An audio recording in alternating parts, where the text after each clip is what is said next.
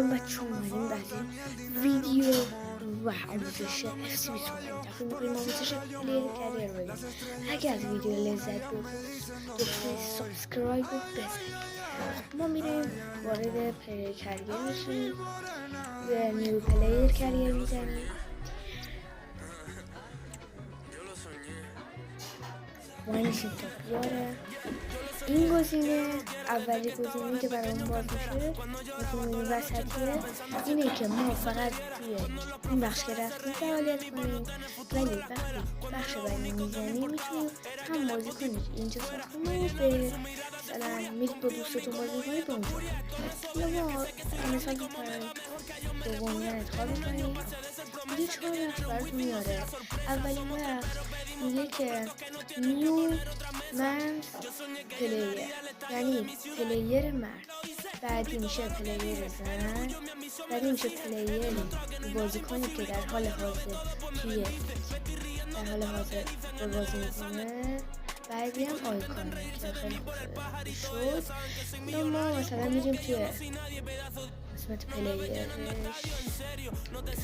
حالا ما میایم این پروفایل میزنیم.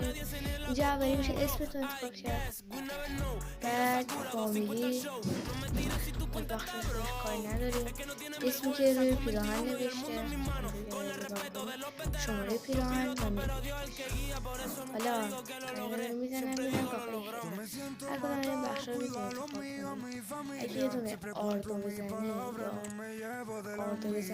اینجا میتونید سیاهی پوست و کچلی و ساکیش و ترمون رنگ مون. حالا میریم داخل کیت.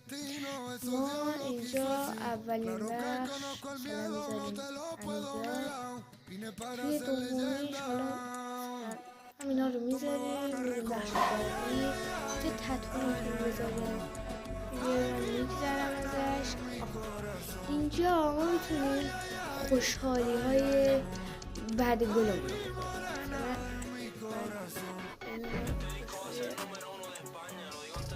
میذارم.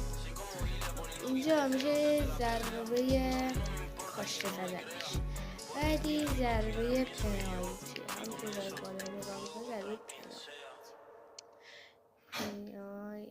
اینو بذارید بهتره برای اینکه حالا توی شورت ویدیو میزنیم که چطوری پنالتی بزنید. ما یه دونه ادوانس رو میزنیم، اینا سه میشه. حالا میگه چطور بازی کنی باشه، یعنی یه بخش از زندگیشو میگه که یه بازی کنی باشه که توی 23 سالگی بازی میکنه و حالا فوتبالیست بوده، یکی از اقواش باشه. اما اینجا یکی از اقواش مثلا میگه فوتبالیست بوده که رفته توی کاری نداره، ما میگه توی این کاستوم نیسته زبطه میزن. اینجا خودمون هر کاری دوست داریم میکنیم، اصلا با اون بخش خدا میزنیم. مثلا میزنیم روی 17 سال که خیلی جوانه، مثلا روی 18 سال.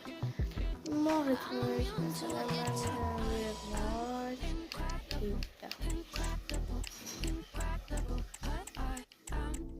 حالا من زنیم روی 17. اینجا همون جایی که به اسم اسکیل پوینت میده. مثلا اگه بذاری رو پرو 80 تا میده و پایین‌تر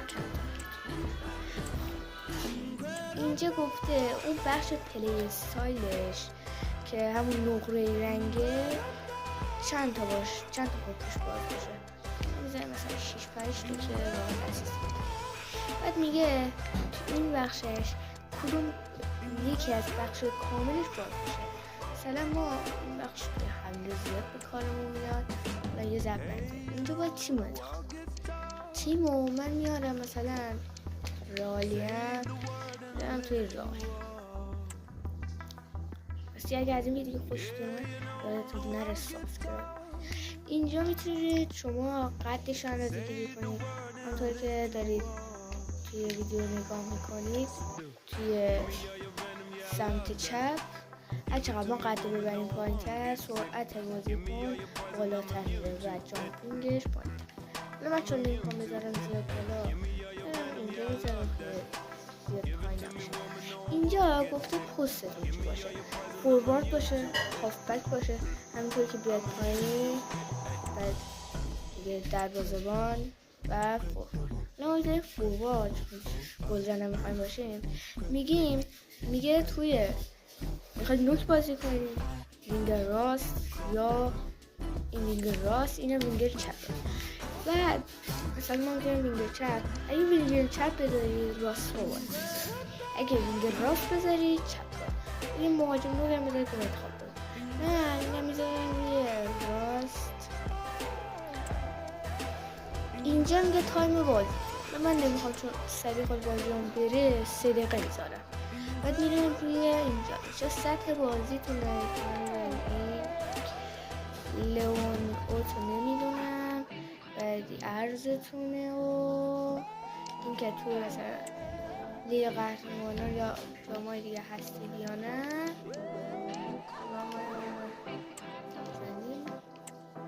میتونید دستکاری کنید بریم تو جامعه راد داره. سلام ما بریم. آره رال نمیشه دیگه. حالا مهم نیست، ما توش هستیم. بخش بعدی به صورت بازی اینا مهم نیست، اون ادوانس میزنیم و این هم از پایان ویدیو. باز هم میگم اگه از ویدیو خوشتون اومد سابسکرایب، لایک، کامنت هم بگید که ویدیو بعدی چی باشه. خدا